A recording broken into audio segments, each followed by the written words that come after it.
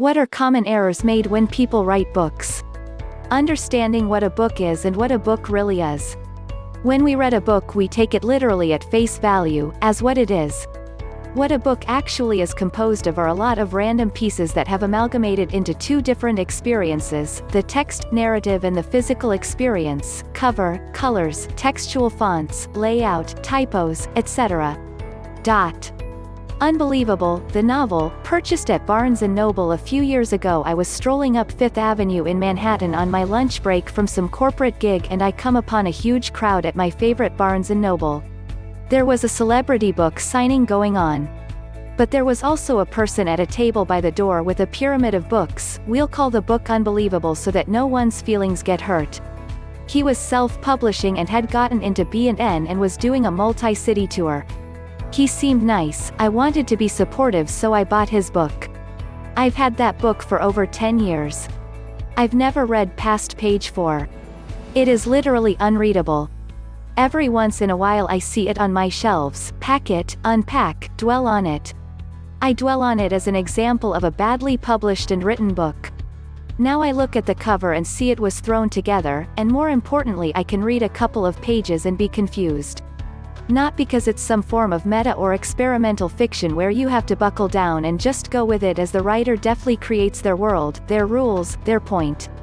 It's bad because of past, present, perfect, perfect present, and birthday present tense confusion, verb and noun confusion, adjective funkiness, adverb assaults, pronoun insults, and all around jacked sentence structure. I think the biggest error of most new writers, regardless of format or genre, is the lack of an original voice. The newbie cleaves to the style of their favorite author and tries to write an original plot as though the favorite writer was doing it.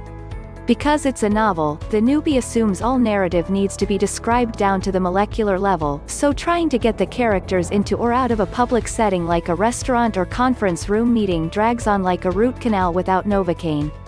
The rule is get into every scene as late as you can and out as early as you can, but nobody tells you that as you're thrashing around doing some tedious James A. Michener opening, which always sounds like, first the earth cooled, the continents formed, then broke away from each other, parting the virginal oceans like mankind's penetration of the solitude. You see that coming at you and you know it's going to take some pages to get to 2019. A novice's characters tend not to speak authentically, which is to say every sentence is grammarly corrected for tense and syntax, or profanity is used like punctuation.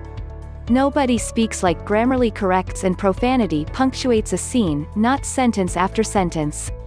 I think the most common mistake, however, is many writers are simply not prepared for the consequences of what they write. The process is about telling the truth, and not the George Washington, I cannot tell a lie, I chopped down that fucking cherry tree.